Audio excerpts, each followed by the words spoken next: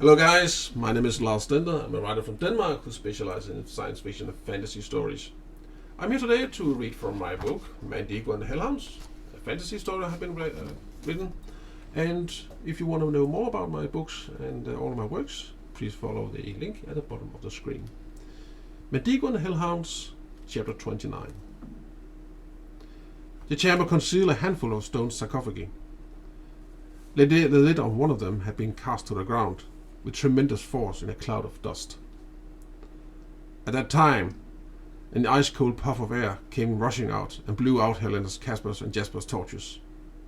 Only Mandigo's lantern remained lit, but both he and it still lay on the crypt's ground. "He's coming!" exulted the White Lady. "Finally, we can all be together." And with these words she faded out like moonlight absorbed by clouds in the night. Mournful moaning rolled heavily under the walls, and something moved in the chamber with the open sarcophagus. Helena bent down and began to shake Mandigo frantically. "Get on your feet, you idiot! You've got to do something!" But Mandigo merely responded like a loose-jointed doll, seemingly lost to the outside world. Suddenly, Casper and Jasper screamed loudly when large number of ghostly figures, without warning, emerged from the walls and floors. One of them materialized under the hem of Jasper's frock and rolled up alongside his body. His face turned chalky white, and his eyes bulged out from their sockets. His hair stood out to all sides, and his mouth gaped widely. He let out a strange, whimpering sound that almost sounded like someone trying to whistle with a blade of grass between their lips, and then he stood in the middle of a wet, warm pool. In the meantime, Casper had been surrounded by ghosts. He staggered here and there as he tried to protect himself with his magic, but stumbled in panic over the words of the protective spells. He swung his arms wildly, only to see them pass harmlessly through the bodiless creatures. "Casper, watch out! Stay with us!" Helena shouted as a warning to him. At that very moment, however, the evil spirits caught hold of Casper and tossed him hard on the ground. Before anyone could do anything, something sunk its claws into his legs and started pulling him away from the others and in towards the shadows.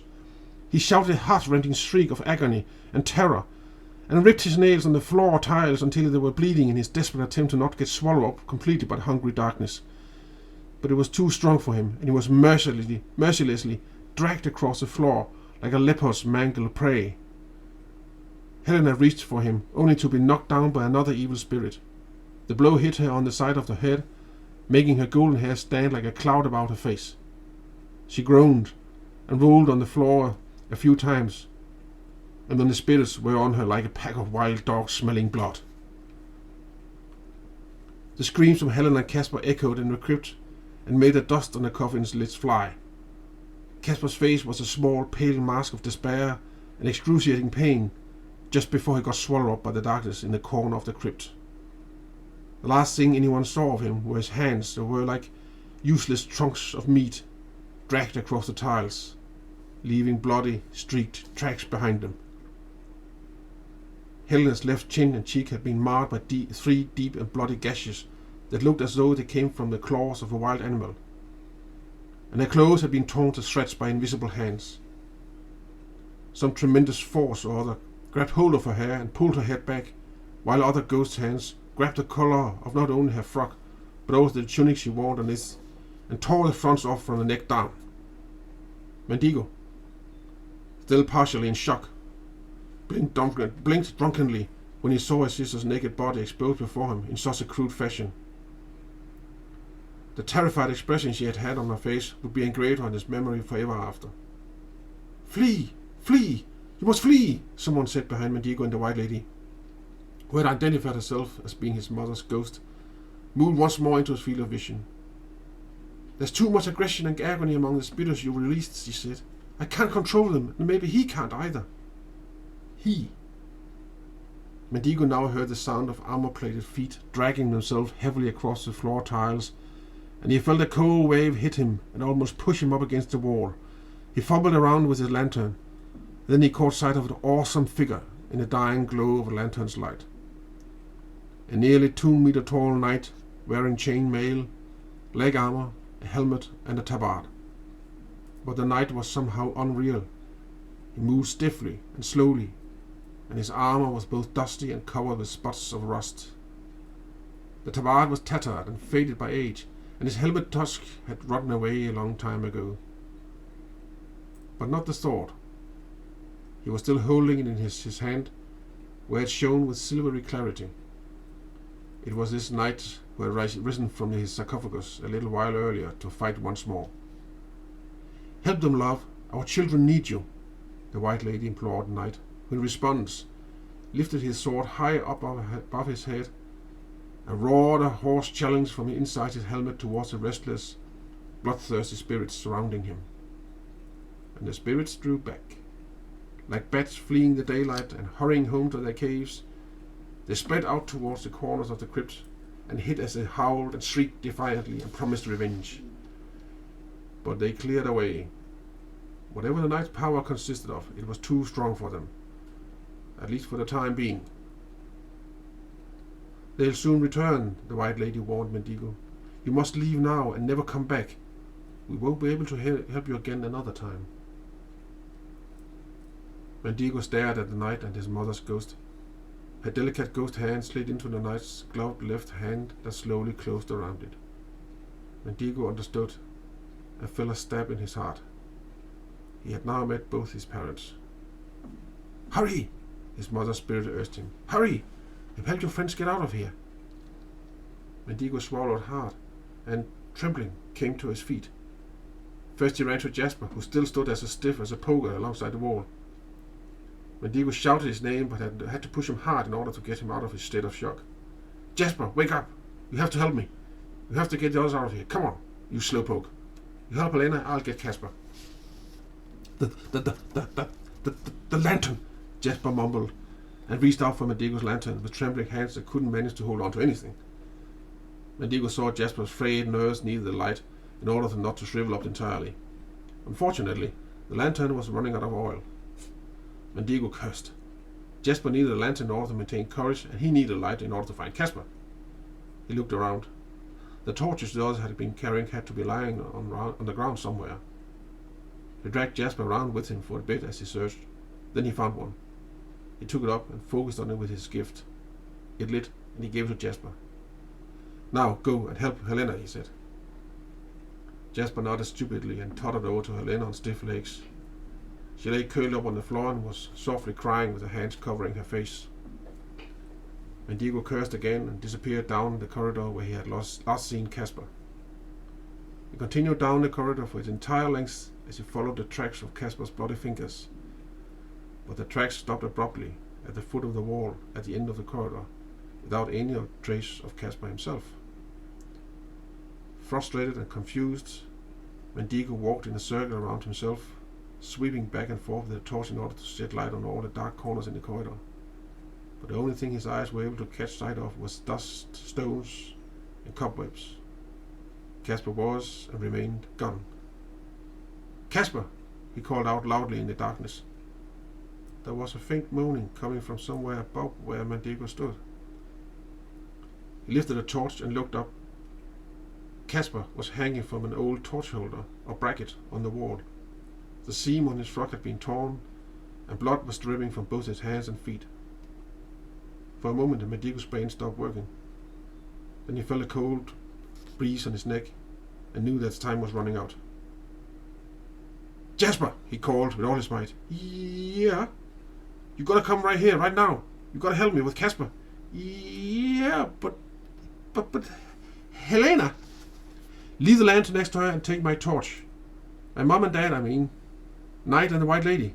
They will look after her while you help me. Just come on. You can't leave Casper here." Still somewhat hesitant, Jasper ventured forth towards Mandigo, who at this point was fretting with impatience. "Here. Stand directly below him and get ready to catch him," Mandigo said when Jasper finally reached him. When Jasper saw what had happened to Casper, he gave a terrified gasp. "Yes, it's terrible," Mandigo grunted as he pushed Jasper into the right position. "Here, yes. Get a hold of his legs. That's it." "Oh, God, he's bleeding." "Yes, but you've got to pull yourself together for his sake. You're his best friend, right?" Jasper nodded speechlessly. Tears trickled down his round cheeks. Mandigo sighed and focused his attention on the torch holder. He didn't have much energy left, but he knew he couldn't afford to make a mistake. His vision and his entire soul zoomed in on the unstable spot on the torch holder, and with a soundless snarl he lashed out with his gift. The air quivered for a moment with energy, and the torch holder began to bend on the spot where it was unstable, so that the tip slipped out of Casper's collar, and he landed in Jasper and Mandigo's arms. Between them, Mandigo and Jasper managed to tug Casper back to Helena, who still lay on the floor crying. On seeing his battered sister, Mandigo once again had to swallow the lump he had in his throat in order to fight back his own tears. "Hurry!" Mandigo's mother's spirit repeated. She was still floating next to the old knight. While Jasper supported Casper, Mandigo kneeled down beside Helena to help her get back on her feet. At first she didn't want to acknowledge him, but with a little patient and soothing words, he finally got her to stand up. It wasn't a moment too soon. The air in the crypt began to flicker with shadows on the hunts and hungry ghosts.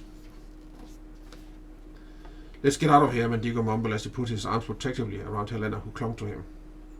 "Wait!" the knight cried with his bone-dry, coarse voice as he held his big sword forward towards Mandigo. "Take this. Steel Shine.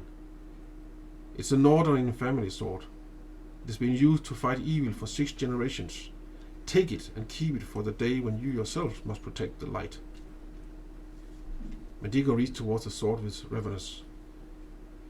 He had expected it to be very heavy, but it wasn't, and it was nicely balanced and felt good in his hand. He looked up at his father's corpse and his mother's ghost. There were so many things he wanted to ask him about, but there was no more time. "Hurry up, son. Go. Save your friends," his mother's ghost said.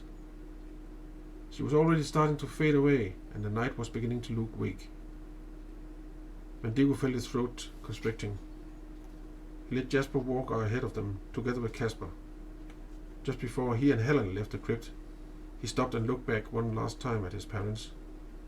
He just managed to catch a last vague glimpse of his mother's ghost before it vanished into nothingness, whereupon his father's corpse crumbled into a ball of dust, and then they were gone. Cheers, man. Wait.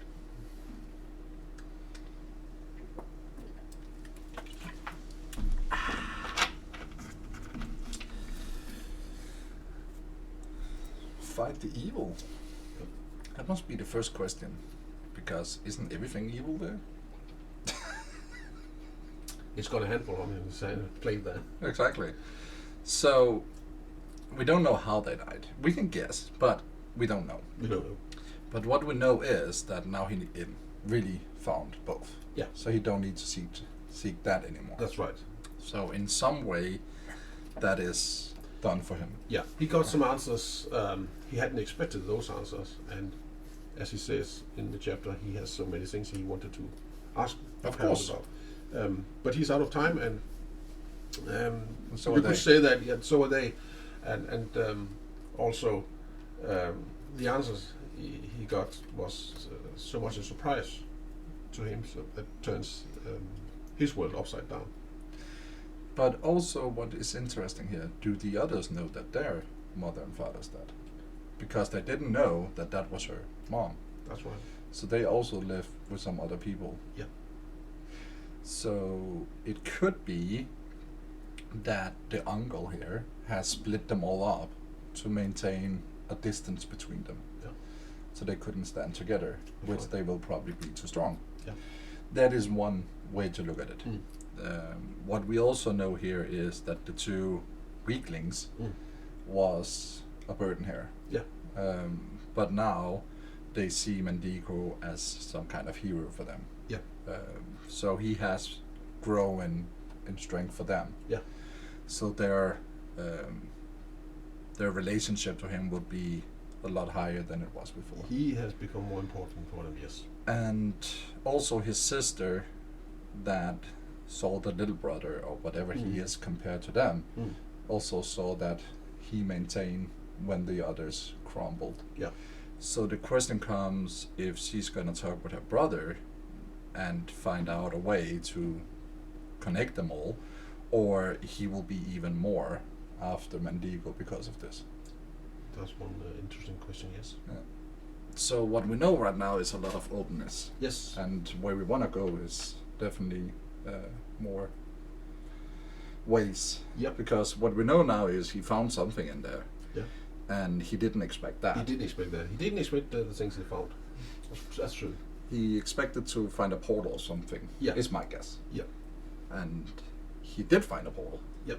But not to what he thought. Not to the world he expected. Exactly. As well. So that's definitely interesting because there must be some other way down there where it is the portal to the other world. So there must be like a maze of more, in my guess. Yep.